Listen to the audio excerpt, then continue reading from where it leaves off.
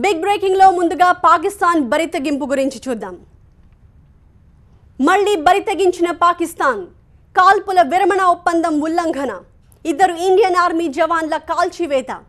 మృతదేహాలు ముక్కలు ముక్కలుగా నరికిన ముష్కరులు.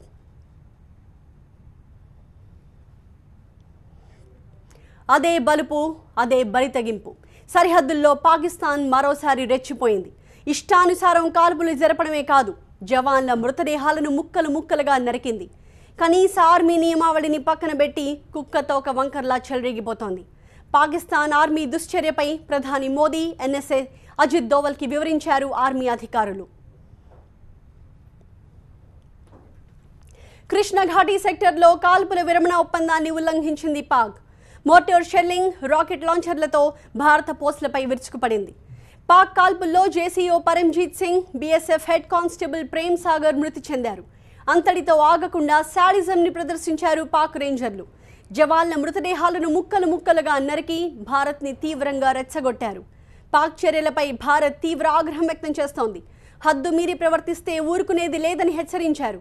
దీనికి ప్రతీకారంగా తగిన రీతిలో బుద్ధి చెప్తామని హెచ్చరించారు. ఈ ఘటనతో ఇండో పాకిస్తాన్ బోర్డర్లో మళ్లీ ఉద్రిక్తత నెలకొంది. పాకిస్తాన్కి బుద్ధి చెప్పాలంటే మరోసారి సర్జికల్ స్ట్రైక్స్ చేయాలనే అభిప్రాయాలు వినిపిస్తున్నాయి. అంతర్జాతీయ స్థాయిలో పాకిస్తాన్ని ఏకాకిని చేయాలని, దౌత్యపరంగా దెబ్బ కొట్టాలని కోరుతున్నారు భారత ప్రజలు. మా ప్రతినిధి మహాత్మ మరింత సమాచారం అందిస్తారు. సరిహద్దుల్లో పాక్ బలగాలు మరోసారి పేటరేగిపోయాయి. జమ్మూలోని పూంచ్ జిల్లాలో ఉన్న కృష్ణఘాటీ సెక్టార్లో ఇద్దరు భారత జవాన్లను బలి తీసుకున్నాయి. తరచుగా పాకిస్తాన్ కాల్పుల విరమణ ఒప్పందాన్ని ఉల్లంఘిస్తూ వస్తుంది. ఎల్ఓసి వెంట తరచుగా కాల్పులు జరుపుతూ భారత జవాన్ల మీదకి రాకెట్లు, మోటార్లతో తెగబడుతున్న పరిస్థితులు మనకు కనిపిస్తున్నాయి. ఈ రకమైన కవ్వింపు చర్యలకు పాకిస్తాన్ తరచుగా పాల్పడుతోంది. అయితే దీనికి భారత జవాన్లు కూడా ఎప్పటికప్పుడు ధీటుగా జవాబిస్తూనే ఉన్నారు. ఇప్పుడు జరిగిన ఘటన కృష్ణఘాటీ సెక్టార్లో ఇద్దరు భారత జవాన్లను దారుణంగా, అత్యంత కిరాతకంగా నరికి చంపిన విషయం వెలుగులోకి వచ్చింది. నార్థన్ కమాండ్ ఈ మేరకు ఒక ప్రకటన కూడా విడుదల చేసింది.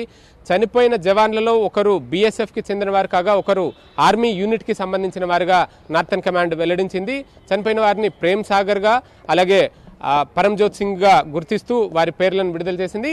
అయితే ఈ ఇన్సిడెంట్ జరగడానికంటే ముందు ఎల్ఓసికి అవతల వైపున పాకిస్తాన్ ఆర్మీ చీఫ్ ఆ ప్రాంతాన్ని సందర్శించినట్టుగా తెలుస్తుంది.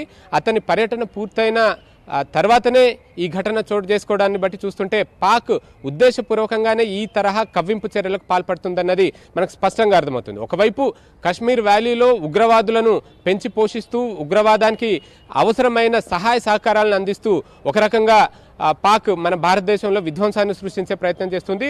ఇటు జమ్మూ రీజన్లో ఉన్న ఎల్ఓసి వెంట నేరుగా కాల్పులకు తెగబడుతుంది. రాకెట్లు, మోటార్లతో దాడులకు సైతం తెగబడుతుంది. ఇక్కడ సివిలియన్స్ని సైతం టార్గెట్ చేస్తూ విధ్వంసాన్ని సృష్టించే ప్రయత్నం చేస్తుంది. ఈ రకంగా వ్యవహరిస్తున్న పాక్ చర్యలను ఎప్పటికప్పుడు భారత ప్రభుత్వం అంతర్జాతీయ వేదికల మీద ఎండగడుతూ ఏకాకిని చేసే ప్రయత్నం చేస్తున్నప్పటికీ పాక్ ఏమాత్రం వెనక్కి తగ్గట్లేదు. పైపెచ్చు పాకిస్తాన్లో ఈ మధ్య కాలంలో చోటు చేసుకున్న పరిణామాల్లో ఆర్మీకి, అక్కడున్న ప్రభుత్వానికి మధ్య కూడా వ్యత్యాసం పెరిగిపోయింది. ఆర్మీ పైచేయి సాధిస్తూ ఈ రకమైన చర్యలకు పాల్పడుతుందన్నది మనకు స్పష్టంగా అర్థమవుతుంది. ఇప్పుడు కవ్వింపు చర్యలు కూడా ఒక ఉద్దేశపూర్వకంగా జరిగినాయి అన్నట్టుగానే మనం భావించాల్సి ఉంటుంది. దీనికి ధీటుగా జవాబు చెప్పాల్సిన అవసరం కూడా కనిపిస్తుంది. గతంలో సర్జికల్ స్ట్రైక్స్ నిర్వహించిన తర్వాత కొన్నాళ్ల పాటు ఆ పాక్ వైపు నుంచి కార్యకలాపాలు నిలిచిపోయాయి. ఇప్పుడు మరొకసారి సర్జికల్ స్ట్రైక్స్ నిర్వహించాల్సిన అవసరం ఈ చర్య ద్వారా మనకి స్పష్టంగా కనిపిస్తోంది.